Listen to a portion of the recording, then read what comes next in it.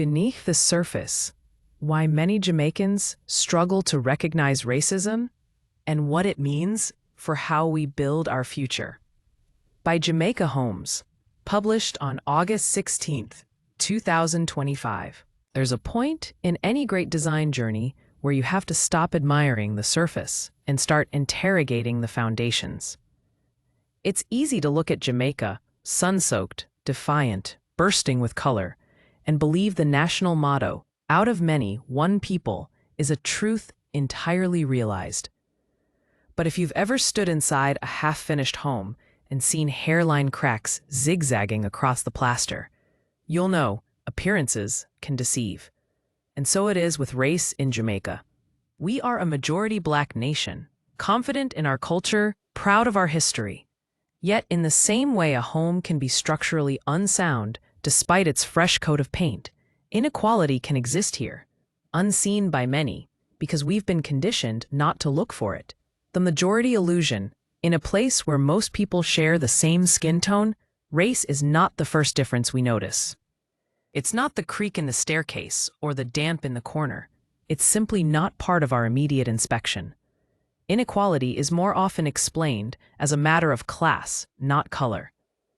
And because of that, many Jamaicans only truly understand racism when they step into another country and suddenly become the minority themselves. The motto in the mask, "Out of many, one people," is a beautiful aspiration, like the architect's render before the build.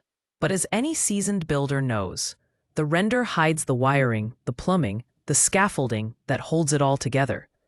The promise of unity, while inspiring, can also be used to smooth over conversations that need to happen, about who gets to occupy the penthouse and who's kept at the basement level. Class, color, and the view from the top. Walk through Jamaica's most exclusive gated communities, and you'll notice something. The higher the property value, the lighter the average skin tone of its residents. It's not always deliberate. Sometimes it's legacy, sometimes it's systemic bias, but it's there. A sort of inherited elevation, where privilege stacks up like floors in a tower, leaving others' corners staring at the skyline from street level. Comfortable denial. There's a strange comfort in saying, "We have no racism here, only classism." It's like ignoring the subsidence because the kitchen has just been redone. That comfort allows society to avoid tearing up the floorboards and confronting the rot beneath. Yet for investors, planners, and developers, this denial carries a risk, because ignoring underlying issues can destabilize the market just as surely as ignoring poor foundations can bring down a house. History in the walls. Our education system, still leaning toward colonial ideals, subtly encourages detachment from African heritage. Standard English is prized, patois often sidelined. These preferences, like inherited architectural styles, say a lot about who designed the original blueprint for the nation and who they were building it for. Racism as a structure. Racism in Jamaica isn't always an open wound. It's often structural, woven into the very framework of our economy, politics, and land ownership. You can renovate the facade, but if the frame was designed to advantage some over others, the imbalance persists. This matters deeply for anyone investing in Jamaica, because you can't truly regenerate a neighborhood if the social scaffolding is flawed. Art, theater, and demolition work. In construction, demolition is often the first step to building something better. In society, art and theater often perform that demolition, breaking down old narratives, challenging invisible hierarchies.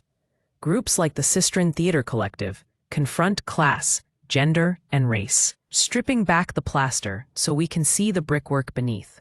A build still in progress.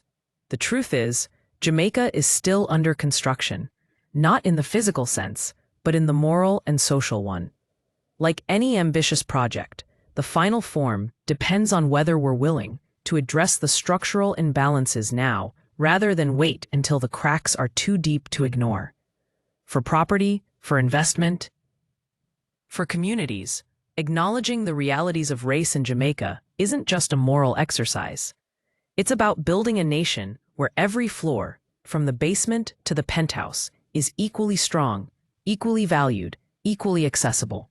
Because in design, as in society, what you don't see can be just as important as what you do.